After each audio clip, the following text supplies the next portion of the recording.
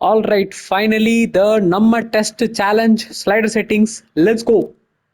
So this is something which I'm still not sure about because the AI still doesn't feel settled down right now. But I'm going to give you two values here again. Striker timing at 75 because in T20s, if you haven't checked that out, go check it out. I've already posted slider setting for T20. In that, I have used striker timing as 75, and I think that the striker timing at 75, the AI is actually playing better shots this time around because that was not the case before. But the issue is that is when they play good shots, they have the compulsion to go for more aggressive shots, which is the thing I don't like. That is the reason I have come to the run rate at 10. So it's very low value, but this is something you have to work out on whether you feel the run rate being scored by the AI at the pace they are scoring is it good enough or not. If it is not good, try to increase it to 15 or 20 depending on how you would like them to play. So that is a combination. Another combination is striker timing at 5 and the run rate at 40. This usually works because when the striker timing is low, they don't go for the aggressive shots, so they take the time to settle down, which is a very good way of playing in test matches. So because of that, I like this combination, but in this game I am seeing good shots being played on higher striker timing, but only issue like I said is the aggressive shot. So you can go for this combination or the other combination of 75 and the 10 as well, depending on whichever works well for you. All right, wicket chance at 50 because already I think test matches taking wickets not that easy. So as we know, I have been using the veteran base difficulty. Similarly, we are continuing with that. Striker timing at 75, wicket chance 50, run rate at 10 is my suggestion. So the spin wicket chance has been added in this latest patch, but I think it was a mistake because the way it looks, it feels like they have not even added the description in the proper way. Even the spin wicket chance is posted as if it's in the beta version of the game. So I feel this was not supposed to be there, but it didn't get edited out well, but it is still there. So if you think AI is getting out to spin very easily, try to decrease this. If they are getting out, if they are not getting out and they are very good at it, increase it. But I think we will probably need to decrease it more than increase it in this game. All right. So change this according to how your gameplay experiences when you are bowling spin. Other than that, I'm not really sure about whether this is working the way it should be or not, but they have added it, which is a good addition because always sliders gives us more control with the gameplay. So that has been added this time around. Bowl quality, I'm still on zero because I feel even though they have mentioned that the AI tactics have been updated, I still don't feel the lines are that well done right now. So zero, it is much better in my experience. If you feel different on any other value, go for that. If you sometimes people say that 100 value is much better, so go for those kind of values which you feel comfortable with while batting, where you have the variations coming in, you have the varied lengths coming in. So it depends on your experience. My experience on zero is good, so I'm sticking on to that. Now coming on to bowling, hardest 20, 20, 80, 85 remains the same, no changes there. Base difficulty, we are going to make some changes. Base difficulty hardest for batting. Ball market display time remains on 70. I'm not going to change that now. Early shot, late shot timing window has been reduced to zero. We are entering the zone of challenging cricket gameplay for test matches. For this, early shot, late shot 0, short timing difficulty 100, advanced shot 60, spin timing window 50, even the pace timing window is at 0. Now one thing I would like to add this is when you are on timing window 0, for those high pace deliveries it is very difficult to time it because you get very little time to react to the ball. If you are facing that issue, say for example Stark or someone like Kas or Wood is bowling, who always bowls at 151, 156 in this game for some reason. I mean, when they are bowling, you get very little time to respond or react to the ball because it is very, very early in terms of the response and you have to give it very fast. Otherwise, you are going to miss the shot or you are going to get deceived by it and can get out in the process as well. For that, I suggest if you want to slightly increase that window, because we don't have the early shot, late shot timing window this time around, we can increase the pace timing window to maybe 10 or 20 or 30. This is for challenging gameplay. If you are someone who is new, play at the default 83. That should be good.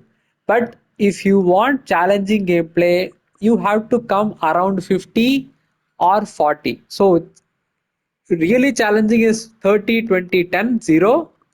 Slightly challenging 40, 50, 60, or even 70. So you can keep increasing depending on how much time you need while batting. Because if you want the ball to come at a certain pace and you want to take your time to play, you need more time. For that, you need to increase the pace timing window. But I like reacting as soon as the ball is bowled because that gives me the realistic feel while batting. Because of that, I am choosing 0, but I would actually recommend 10 or 20 because you get slight bit of time for counter-attacking those pacey bowlers who bowl at 150 plus. All right.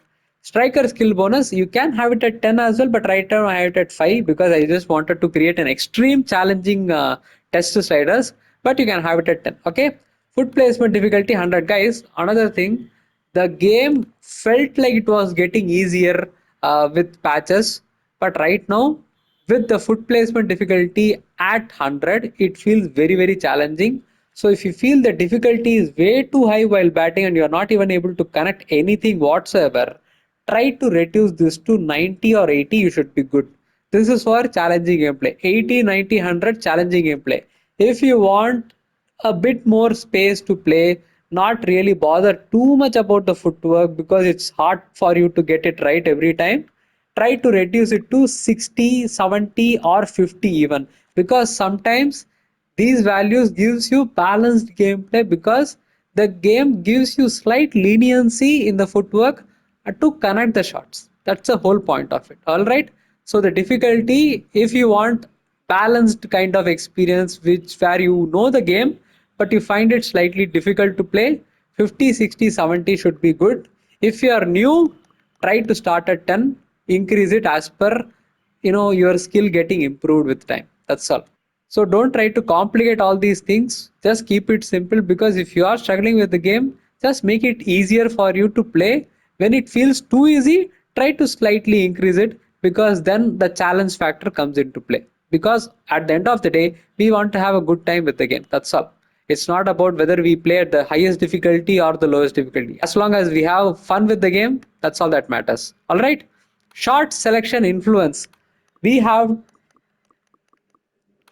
short selection influence 100, bowl quality 100, ideal input power boost. We have given 15 because hitting ideal with foot placement difficulty at 100 is very challenging. Because of that, I have given it 15. Poor input power boost, full toss 20, edge is 10, 40, 100. Everything, these all things remains the default. Again, play and miss input, you can play at the default value of 20 because plays and misses are already happening right in the game. So it need not be a compulsory thing for you to play at 0, but I am still playing at 0 with because I don't know, I just it feels good to play that. So I'm just continuing that. But if you are someone who struggles with shots, again you can increase the input influence because this input influence will allow you to reach the ball much more and connect the ball. It will basically try to connect the shot more as you increase the slider. If you decrease, it will basically mean you will, if you miss the shot, you miss the shot. There is no alternate to it. But when you increase the slider, if you have the tendency to miss the shot, the game will try to make changes to the shot to connect it. It's like a game putting slight effort to make you connect the shot. So the influence of the input is for play and miss only. But if you make it higher value, the short connection will get better as well. So my recommendation is on 0 or 20.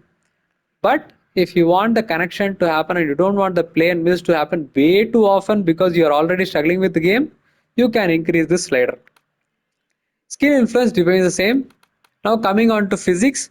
minimum pace 60, maximum pace is 100 because I was trying to play at a higher play pace timing window, so I came down to 100. But if you are playing on pace timing 10 or 20, I would recommend 70 should be the ideal spot because you will be able to play the shot. Also, the reaction time will be very balanced for you. So if you are having the pace timing window at 20 or 30 or something like that, 70 should be good.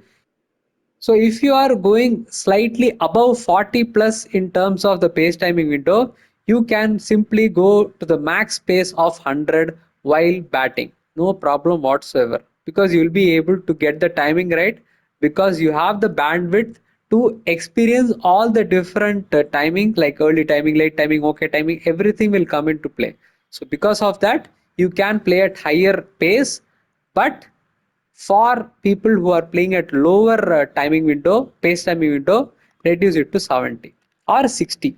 If you are struggling with the pace already, try to start from 40 or 30, increase it according to how well you can react because it's all about reaction when it comes to the max pace. Now coming on to the bouncer length 40, bounce, flight, everything remains the same. Swing has been increased to 65 because it's test matches, so slight more challenge. Pace revolution remains at 12.